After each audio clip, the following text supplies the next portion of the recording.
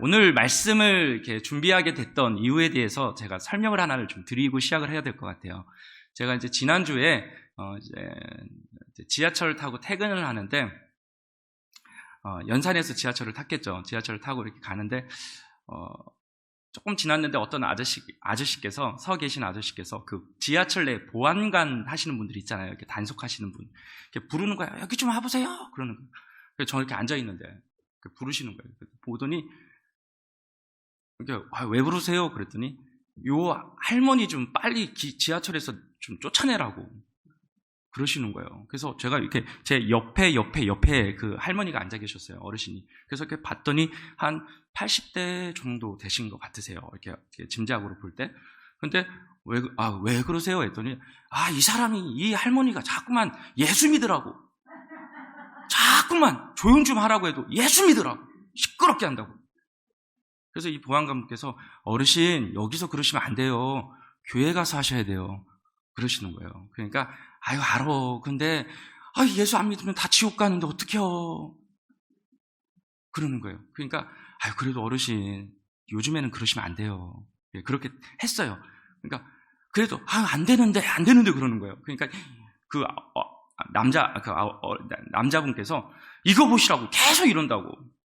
그러니까 빨리 끌어내라고. 그러니까 하여튼 어르신 한 번만 더 하면 다시 신고 들어오면 강제 하차시킵니다 하고 가셨어요. 그리고 이제 부전역에 도착을 했어요.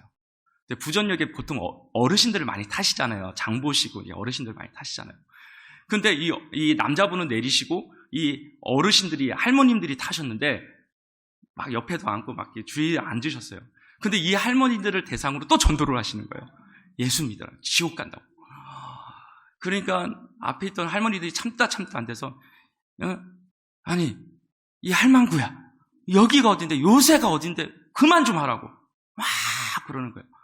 하여튼 이 할머니도 계속 얘기를 하시고 예수 믿어야 천국 가야 된다고 지옥 가면 안 된다고 그러니까 막 이렇게다가 서면에서 이 어르신이 내리셨어요. 그러면서 이제 이 남아 계시는 할머니 어르신들이나 좀 연세 있으신 분들이 하신 얘기가 그러는 거예요.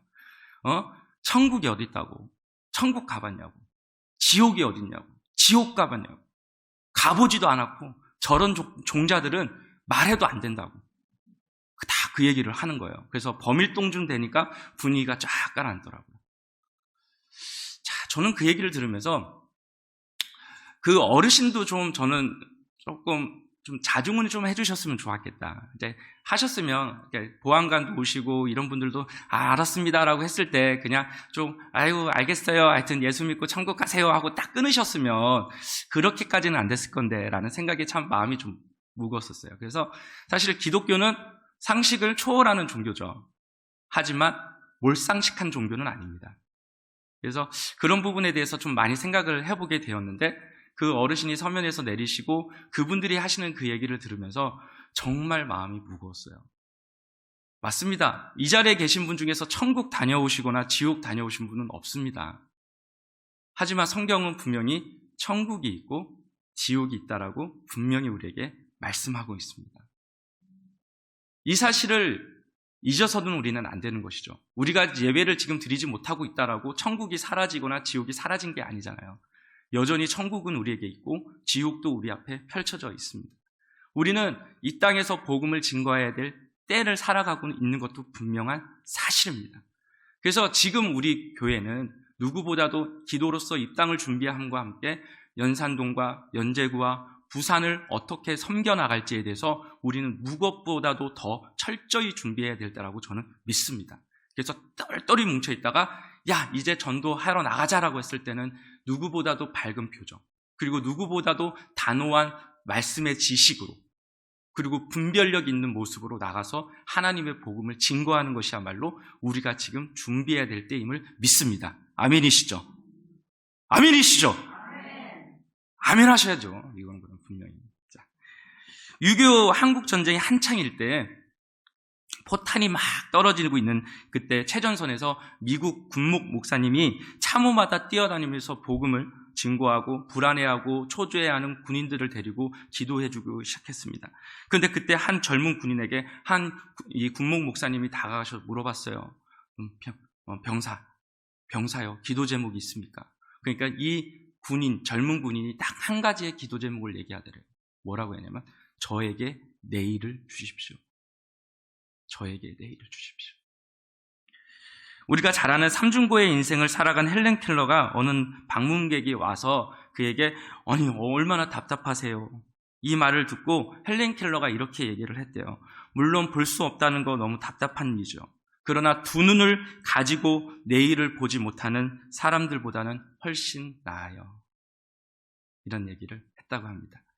그 지하철에서 그런 지옥이 어디 있느냐, 천국이 어디 있느냐 이런 얘기들 하시는 분들에게는 아마 내일이라는 시간이 없으신 것 같아요. 우리 죽음 뒤에 있을 그 시간을 우리가 바라보고 볼 수 있고 그리고 그것을 준비할 수 있는, 영혼을 준비할 수 있는 사람들이야말로 진정한 지혜로운 백성인들인 줄 믿습니다. 그런데 중요한 것은 그것은 저는 세상에만 그런 분들이 있다라고 생각하지 않아요. 우리 교회 안에도 교회는 다니지만 교회는 출석하고 계시지만 하나님을 보지 못하고 예수님을 보지 못하고 그저 오늘만을 위해서 죽도록 살아가는 분들도 계실 수 있다는 생각이 들어요. 그래서 이 시간에 우리의 영안을 열어서 우리의 병든 눈을 떠서 하나님의 살아계심을 바라보고 정말 이 코로나19라는 어려운 시대를 우리가 어떻게 극복하면서 살아갈 수 있는가, 그것을 온전히 그 소망을 발견하는 이 시간이 되기를 주님의 이름으로 소망합니다.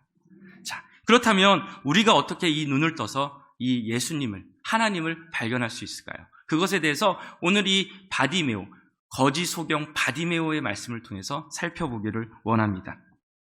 자, 오늘 본문에서 소경 이야기가 기록되어 있습니다. 저는 이 본문을 생각하면서 우리도 지금 소경이고 소경을 누구든지 우리는 만날 수 있다. 교회 안에서도 있다라고 생각을 합니다. 오늘 이 본문의 이 소경은 예수님을 만났을 때 그는 어땠습니까? 절절한 고백. 아까 전에 우리 드라마 바이블로 보셨지만 주여 불쌍히 여겨 주옵소서. 얼마나 간절했겠어요. 아니 저는 저 성우분께서 내시는 목소리보다 몇 배로 간절했을 것 같아요. 그렇게 간절한 목소리로 제가 보기를 원하나이다, 제가 보기를 원하나이다라고 얘기하지 않았겠습니까? 볼 수 없었던 사람이 보게 되는 것, 바로 치유입니다. 이 치유의 역사가 어떻게 우리 삶 가운데 일어날 수 있는가, 그것을 살펴보기를 원해요. 우리가 기억해야 될 것은 첫 번째는 무엇이냐면 자신의 처지를 바르게 인식할 때 바로 우리가 치유와 눈을 뜨는 역사가 일어난다는 사실입니다. 오늘의 본문은 우리가 눈을 떠서 주님을 보고 영원한 인생의 세계로 나아갈 수 있도록, 그래서 내일을 보려면 무엇보다 자신의 처지를 바르게 인식할 때 시작한다라는 것을 분명히 우리에게 각인시켜 줍니다. 오늘 성경에 등장하는 이 바디메오의 이름은 무엇입니까? 바디메오의 이름은 무엇입니까? 사실 알 수 없어요. 바디메오는 우리가 얘기하는 것처럼 디메오의 아들, 바디메오라고 되어 있잖아요. 그래서 바라는 말은 아들이라는 뜻이고 디메오는 그 아버지의 이름인 거예요. 그러니까 디메오의 아들, 바디메오는 같은 말이에요. 그러니까 이름은 알 수 없어요. 단순히 자신의 아버지의 아들이 디메오의 아들, 바디메오라는 사실밖에 없습니다. 이 바디메오는 어디에 살고 있는 사람이었습니까? 여리고라는 도시에 살고 있었습니다. 여리고는 정말 아름다운 도시예요. 그래서 제가 가보지는 않았습니다. 성지순례를 아직 못 해봤는데 이제 성지순례에 관련된 자료나 영상들을 봤더니 예루살렘에서 사해로 쭉 내려가다 보면 유대 광야와 사막이 펼쳐집니다. 그리고 그 광야가 끝날 쯤에 등장하는 것이 이 아름다운 도시 여리고입니다. 그런데 이 여리고는 우리가 잘 아는 것처럼 다른 곳에서 이스라엘로 들어오는 관문과 같은 도시가 바로 이 여리고였었습니다. 그리고 이 여리고는 어떤 곳이냐면 이 고대 학자들이 여리고의 도시의 이름을 어떻게 붙여줬냐면 더 시티 오브 로즈, 뭐예요? 장미의 도시. 이쁘죠? 장미의 도시예요. 그래서 그곳은 정말 사막이나 광야에서 볼 수 없는 많은 나무들, 그리고 향나무, 뽕나무, 장미나무, 그리고 우리가 잘 아는 종려나무가 우거진 도시가 바로 이 도시였었습니다. 그래서 우리가 잘 아는 한 명이 등장을 하죠. 누구요? 뽕나무 하면 떠오르는 인물. 삭개오. 그죠? 삭개오가 뽕나무 가운데 올라가서 예수님을 쳐다보려고 했을 정도로 정말 나무들이 우거진 그런 곳이 그곳이었습니다. 자, 그런데 냄새도 좋고 이렇게 아름다운 도시에 누가 살고 있었다는 거예요? 바디메오가 살고 있었어요. 그런데 참 불행한 건 여기에요. 사람들은 그 여리고가 참 아름답대요. 그런데 이 바디메오는 그 아름다움을 볼 수 없었어요. 이 땅이 살기 참 좋대요. 그런데 영원한 세계를 볼 줄 모른대요. 그러니까 비참한 거예요. 그는 보지 못했을 뿐만 아니라 오늘의 본문에는 뭐라고 얘기를 해요? 그가 거지다라고 얘기하고 있습니다. 예수님, 그러니까 곧 팔레스타인 고된 지방에서는 이 봉사, 앞을 못 보시는 소경분들은 정말 당연히 먹고 사는 게 어려웠습니다. 당연히 자신의 생존조차도 힘들었기 때문에 거지로 살아갈 수밖에 없는 것이 대다수의 사람들이었다고 합니다.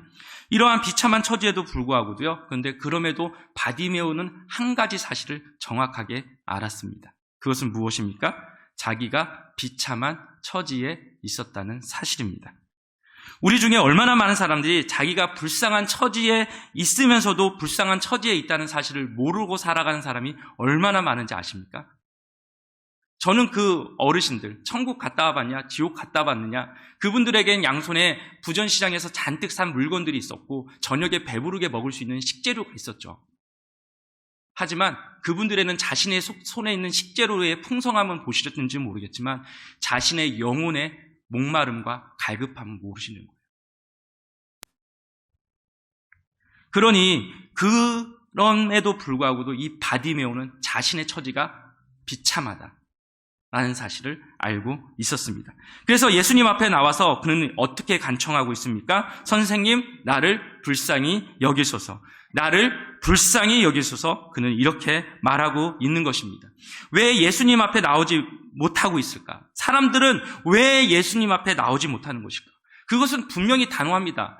예수님이 복음임을, 자신이 비참한 인생이고 그 비참함을 끝낼 수 있는 존재는 오직 예수님 한 분뿐임을 그들은 모르기 때문에 예수님 앞에 나오지 않는 거예요. 그래서 이것을 성경은 뭐라고 말합니까? 복음이다. 굿뉴스, 좋은 소식이라고 말씀하고 있는 거예요. 좋은 소식을 좋은 소식으로 받아들이지 못하고 인생의 구원자, 비참한 인생을 종지부시킬 그 주님, 구원자를 알지 못하기 때문에 그 인생들은 하나님 앞에 나오지 않는 거예요. 예수님 앞에 나와서 구하지 않는 거예요. 그것은 자기가 구원이 필요한 죄인이라는 것을 깨닫지 못하기 때문에 하나님 앞에, 예수님 앞에 나오지 않는 것입니다. 내가 구원이 필요하다. 내게 구세주가 필요하고 구원자가 필요하다. 나는 죄인이다라는 사실을 깨닫는다면 이렇게 안 할 수가 없다는 거예요. 이런 비극의 현장에 그들은 살아가지 않을 것이라는 것입니다. 독일의 아우슈비츠 수용소의 생존자였던 유대인 중에 바로 예이엘 디무르라는 사람이 있었습니다. 이 사람이 이름이 알려지게 된 것은 1961년 세기의 재판이라고 불렸던 바로 이 2차 세계대전 당시에 독일 나치범들, 나치인데 전범을 재판하는 재판이 그때 있었습니다. 그런데 그 당시에 정말 유명했던 아돌프 아이히만, 아마 아실 거예요. 바로 히틀러의 명령을 받아서 수많은 사람들을 가스실로 가서 죽였던 그 책임자가 바로 아돌프 아이히만이었습니다. 15년 만에 잡히게 되어지죠. 그래서 예이엘 디무르 보고 이 재판관이 저 사람이 아이히만이 맞느냐 확인을 시키기 위해서 그 사람을 증인석에 앉힌 겁니다. 그래서 재판관이 얘기를 해요. 디무레 씨, 저 사람이 맞습니까? 확인 좀 해주십시오. 이렇게 쳐다봐요. 더 가까이 가서 보셔도 됩니다. 쭉 가서 봤더니 보는 순간 이 사람이 졸도해버렸어요. 그래서 이 사람을 정신을 차리고 재판관이 물었습니다. 디무레 씨 왜 졸도하셨어요? 그러자 이 사람이 이렇게 얘기해요. 과거의 악몽 때문에 졸도하셨습니까? 그러니까 아니래요. 혹시나 저 사람이 너무나 미워서 그 미움의 고통이 너무 극에 달해서 분에 차서 졸도하셨습니까? 아니라는 거예요. 이 사람의 대답이 더 충격적이었어요. 무엇이냐면 저는 증오심도 미움 때문에 그렇게 졸도한 게 아닙니다. 저 아돌프 아이히만의 얼굴을 봤는데 너무 평범한 사람이었습니다. 저 평범한 사람이 나의 친구와 나의 가족을 가스실로 보냈다는 게 저는 너무나 놀라웠습니다. 그러면서 얘기를 더 이어가요. 뭐라고 얘기하면, 그러면서 저는 저 안에 나 또한 아이 희만이 될 수도 있겠다. 내 안에 아직도 있는 분노와 강기와 미움과 살인에 대한 광기, 모순과 갈등으로 인해서 나 또한 언제든지 아이 희만이 될 수 있겠다라는 생각을 가졌습니다.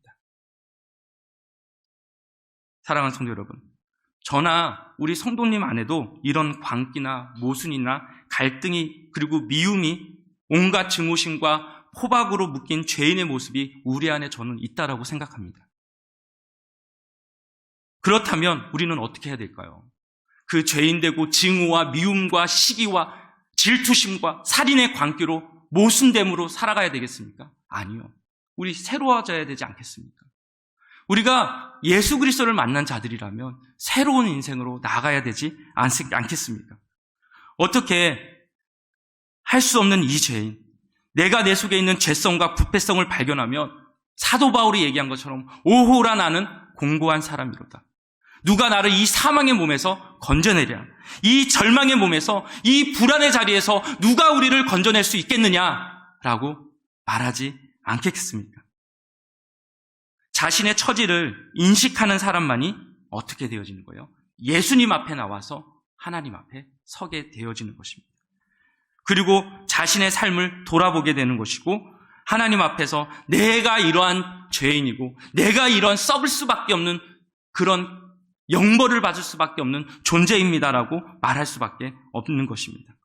그래서 내가 이 시간에 어떤 존재인지 바른 인식을 가질 때 우리의 아직까지도 하나님을 인정하지 않는 우리 가족들, 그리고 지하철에서 만났던 그 수많은 어르신들, 수많은 젊은이들이 하나님 앞에 나올 수 있는 그 눈을 뜨는 치유의 첫 단계가 열어진다는 사실을 믿으시기 바랍니다. 두 번째는 무엇입니까? 두 번째는 눈을 뜨고 우리가 치유의 역사가 일어나기를 원한다면 예수님이야말로 우리 인생의 치유자가 되신다는 사실을 믿으셔야 합니다. 아멘이시죠? 예수님만이 치유자이십니다. 예수님만이 코로나19의 치유자이시고, 예수님만이 이 상황의 치유자이시고, 예수님만이 우리 가정과 우리 교회와 이 나라의 이민족과 세대 간의 갈등과 지역 간의 갈등과 빈부 간의 모든 갈등을 해결하실 수 있는 분이심을 저는 믿습니다. 그래서 이 사실을 믿고 나가야 되는 거예요. 오늘 본문 우리 47절 말씀, 오랜만에 예배를 드리시니까 감이 안 오시는 것 같아요. 아멘 할 때를 놓치시는 것 같고요. 충청도 분들이 아니신데 자꾸만 아멘을 해야 되나? 이렇게 하시는 것 같아요. 자, 저희가 충청도 사람인데 저는 아멘 빨리 하는데.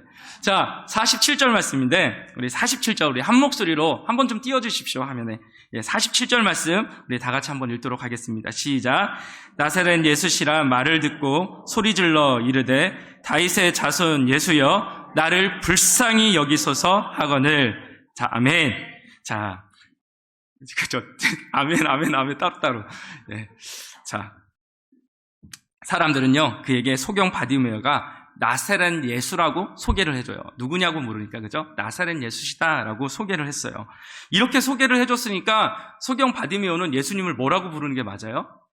나사렛 예수시여! 라고 부르는 게 맞아요. 그런데 바디메오의 대답은 달랐어요. 예수님을 향하여 부르는 그의 반응은 나사렛 예수시오가 아니에요. 뭐라고 부르는 거예요? 다윗의 자손 예수여. 사실 그 당시에 나사렛이라는 동네 자체는요 경멸의 대상이었고 무시하는 도시였었어요. 제가 영도에서 살아 드리는 말씀은 아닌데 부산 분들이 영도 살면 총처럼 보세요. 네, 그래서 영도에서 왔냐면 섬나라에서 오셨네요. 이렇게 얘기들 하세요. 그런 것처럼 그런 생각으로 말씀하시는 건 아니죠. 옛날에 조금 어렵게 피난 생활을 하셨던 분들이고 하시다 보니까 그런 말들을 하시는 것 같은데, 바로 이 나사렛이라는 도시가 사람들에게 조롱이나 멸시나 무시를 당하던 도시였습니다. 그래서 우리가 잘 아는 그 속담 하나 있죠. 유대인들의 속담 중에서 나사렛에서 선한 것이 무엇이 나느냐, 이 말처럼 나사렛은 그런 동네였다는 거예요. 거기다가 그들은 혼혈, 이방인과 유대인 사이의 결혼도 좀 잦았던 도시였고, 그런 혼혈들이 좀 많이 섞여 사는 도시였었습니다. 그러니 이 유대인들의 개념의 나사렛은 무시, 경멸, 좀 깔보는 그런 도시였다라는 것이에요.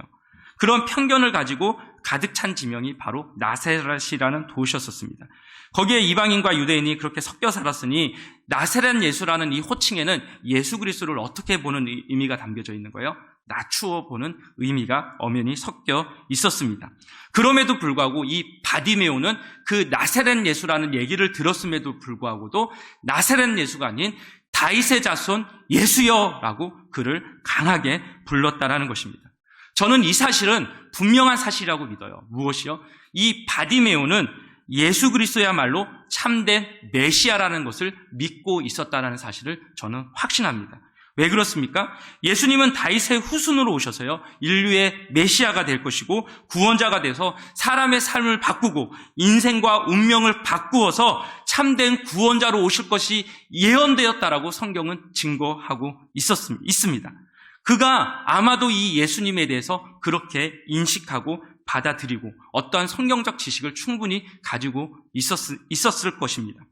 자, 우리가 잘 아는 것처럼 이사야서 35장 5절 말씀에 보면 메시아가 이 땅 가운데 재림하시면 초림하시면 어떤 일이 일어날 것이냐에 대한 이야기들을 하고 있습니다. 그래서 하나님의 나라 곧 예수 그리스도께서 메시아가 오면 메시아의 왕국의 특성이 이렇다라고 얘기하는데 그 특성이 뭐예요? 눈먼 자가 눈을 뜰 것이요 절름발이가 걸을 것이며 듣지 못하는 자가 듣게 될 것이다. 아멘이십니까? 그런 역사가 우리 동산교회에 날마다 있기를 주님의 이름으로 축복합니다. 자, 그런데 그것은 마태복음 11장에도 세례 요한이 감옥에 갇혔을 때 제자들을 통해서 예수님에게 물어봐요. 당신이 메시아가 맞습니까? 그러면 예수님이 뭐라고 대답을 해요? 그래, 네가 기다리던 메시아다라고 대답하시지 않아요. 뭐라고 대답하십니까? 이사야서 35장 5절의 말씀을 통해서 소경이 눈을 뜰 것이요 귀머거리가 듣게 될 것이요 절름발이가 일어날 것이다. 네가 그것을 본대로 될 것이다 라고 얘기를 하세요. 곧 자신이 곧 뭐라는 거예요? 구원자요 메시아요 이 사실을 증거하고 계셨습니다. 그렇다면 그가 메시아라면 내 눈도 그는 어떻게 생각한 거예요? 이 바디메오는 그 예수님이 메시아라면 저분은 분명히 내 눈을 뜨게 해 주실 것이다. 반드시 내 눈을 뜨게 해 주실 것이다. 그래서 그는 무엇을 찾은 거예요? 나사렛 예수가 아닌 다윗의 자손 예수요. 나를 불쌍히 여기소서. 우리는 그 예수님을 메시아로, 예수님을 치유자로 믿는다는 증거를 이 본문 안에서도 발견할 수가 있습니다. 그것은 무엇이냐면 끝절인 52절에 이렇게 얘기하죠. 예수께서 이르시되 가라 내 믿음이 너를 구원하였느니라 하시니 그가 곧 보게 되어 예수를 귀에서 따르니라. 예수님은 그에게 무엇을 말씀하신 게 아니에요. 그 믿음을 보셨다는 거예요. 다윗의 자손 예수여라는 것을 그 안에 예수님이야말로 진정한 메시자요 나를 치유해 줄 치유자라는 사실을 믿었다. 아멘이십니까? 이 믿음이 우리에게 필요한 줄 믿습니다. 가라 내 무엇이 너를 구원했다. 믿음이 너를 구원했다 말씀하십니다. 다시 한 번 더 말씀을 드리지만 이 사실이야말로 우리의 인생과 우리의 가정 안에 겪고 있는 문제들, 이 나라의 모든 문제를 해결할 수 있는 유일한 답이심을 다시 한 번 더 믿으시고 확신하시고 결단하시기를 바랍니다. 그때 비로소 우리는 어떤 역사를 이뤄가요? 치유와 회복의 역사를 누리게 되는 것입니다. 세 번째는 무엇입니까? 우리가 눈을 떠서 치유가 되어서 눈을 떠서 우리의 인생을 바꾸기 위해서는 항상 우리 안에 있는 장애물을 극복할 인내심이 필요해요. 제가 이 얘기를 여러 번 드렸어요. 어떤 형태이든지. 왜 그러냐면 참 우리는 인내심이 없어요. 조금 기도해봐요. 얼마 기도하셨어요? 한 1년 기도했어요. 아, 그러셨어요. 대다수 가족전도 해보신 분은 아시겠지만 가족전도 1년, 2년 안 되더라고요. 저는 저희 부모님 전도하는데 꼬박 12년 걸렸어요. 막 사춘기 때 우리 누님 3일 가출하고 우리 형 두들겨 맞고 들어올 때 한마디도 못하고 아버지 술 마시고 행패 부리고 엄마 두들겨 패며 밥상 뒤엎어 놓으면 가가지고 치우고 우는 엄마 이거 해드리고 아버지 구토한 거 다 닦아드리고 그렇게 12년 살아가니까 믿으시더라고요. 이 노력으로 인해서 예수님을 믿었다라는 뜻이 아닙니다. 하나님께서 불쌍히 여겨주셔서 구원을 주신 거라고 믿어요. 한데 한두 해 안 되더라고요. 근데 얼마 기도하셨어요? 10년이요. 더 하셔야죠. 그러면. 우리 안에 근데 참 그 인내심이 없는 것 같아요. 제가 1년을 기도했는데, 2년을 기도했는데, 몇 년을 수고했는데. 자, 장애물을 극복할 수 있는 인내심은 우리의 구도자들, 진리를 발견하기를 원하고 예수님을 찾는 백성들에게는 반드시 필요한 덕목이고 반드시 필요한 은혜임을 저는 믿습니다. 사랑하는 성도 여러분, 기도에도 마찬가지가 아니겠습니까? 장애물이 있습니다. 그 장애물을 극복하기 위해서는 우리에게는 포기하지 않는 인내심이 반드시 필요한 것입니다. 이 소경 바디메오는 단 한 번의 부르짖음으로 그 기도로 끝나지 않았다는 사실을 기억하셔야 돼요. 불쌍히 여겨줘서 끝냈으면 그는 치유되지 않았을 거예요. 사람들이 뭐라고 얘기합니까? 시끄러워, 조용해, 막 구박을 하죠. 그런데 그는 어떻게 해요? 다시 한 번 더 얘기하지 않습니까? 나사렛 예수시라는 말을 듣고 소리질러 가로되 다윗의 자손 예수여 나를 불쌍히 여기소서. 그런데 현재 이 타이밍에서 그가 눈을 뜨지 않았습니다.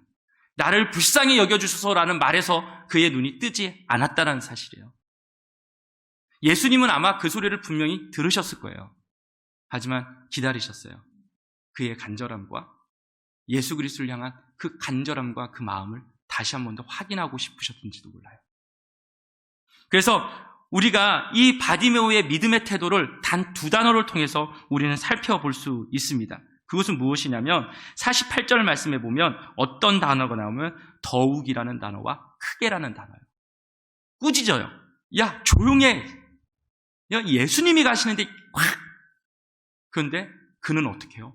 더욱 크게 주여 나를 불쌍히 여겨 주옵소서.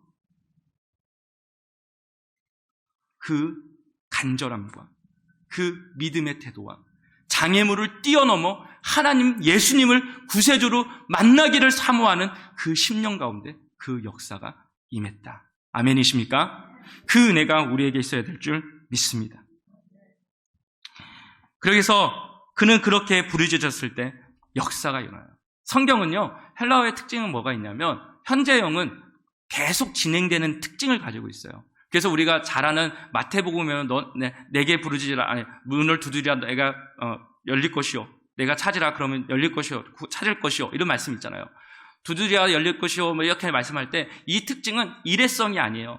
계속 두드리라는 거예요. 계속 찾으라는 거예요. 계속 구하라는 거예요. 그때 그 역사가 우리 가운데 일어난다. 성경은 말씀하고 있는 것입니다. 자, 그는 그런 장애물을 그렇게 극복하고 믿음으로 하나님 앞에 예수 그리스도의 치유의 역사를 누리게 되었습니다. 자, 그때 중요한 것은 우리 예수님의 반응이에요. 우리 예수님의 반응. 우리 예수님은 어떻게 하셨어요? 그거를 외면하지 않으셨어요. 사실 오늘 본문은 어느 맥락에서 연결되어지는 맥락이냐면 예수님께서 십자가를 지기 위해서 예루살렘으로 걸어가시는 그 길목에 있는 현장이에요.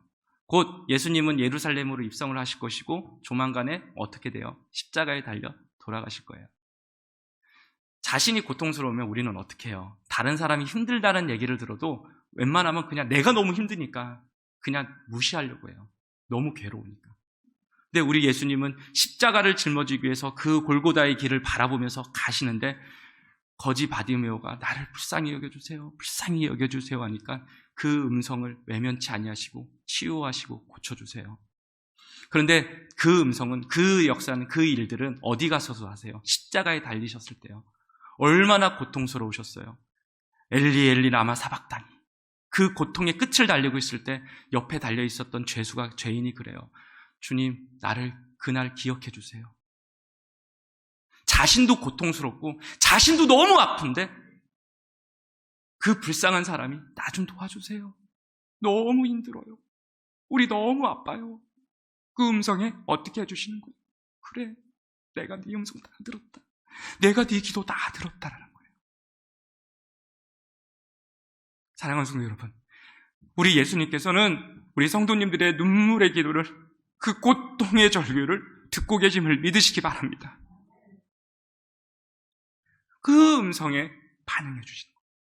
아무리 자기가 힘들고 십자가의 고통이 자기를 기다리고 있다는 사실을 너무나 정확하게 아셨음에도 소경 바디메오, 거지 소경 바디메오의 그 비참한 인생을 끝내시고 구원의 길로 인도하시기 위해서 그 사명의 길을 완수하시고 그에게 구원을 허락해 주셨습니다. 사랑하는 성도 여러분, 저는 코로나19, 오늘이 무슨 날인 줄 아시죠? 오늘이 코로나19 대한민국에 처음으로 확진자가 나온 날입니다. 딱 1년이 된 날이에요. 우리가 1년을 이렇게 살아온 거예요. 많은 우리 전도사님들이 신방에서 보고해 주시는 결과로 볼 때는 많은 분들이 가게를 폐업했어요. 직장에서 그만두게 되었대요. 많은 청년들이 알바를 구하다가 알바에서 그만두게 되었대요. 얼마나 힘들겠어요. 가정을 책임지고 있는 사람이 공장을 운영해야 되고 일을 해야 되는데 그렇게 할 수 없다는 게 얼마나 고통스럽고 마음이 아프시겠어요. 그러니 그 마음에 대해서 우리 주님은 뭐라는 거예요? 그래, 너 고통스럽지, 너 힘들지, 너 아프지, 그러니까 너 고생 계속해라. 아니에요. 우리 주님은 분명히 알고 계세요. 우리가 지금 흘리고 있는 고통과 그 절규를 너무나 잘 알고 계세요.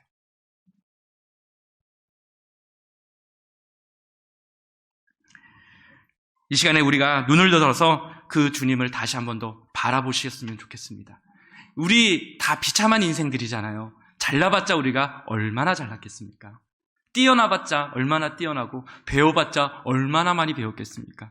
가방끈이 짧아봤자 얼마나 짧았겠습니까? 그리고 건강해봤자 얼마나 건강해요. 아무리 건강해도 교통사고 나가면 훅 가는데 아무도 모르잖아요. 그래서 우리에게는 절대적으로 이 시간에 우리의 비참을 인정하고 예수님만이 우리의 치유자 되십니다. 믿음을 가지고 십자가로 바라보면서 인내의 길로 달려가는 우리 모든 성도님 되시기를 주님의 이름으로 기도합니다. 우리 주님의 음성이 분명히 우리의 음성을 듣고 계신 줄 믿습니다. 우리 성도님들의 눈물의 기도를 듣고 계신 줄 믿습니다.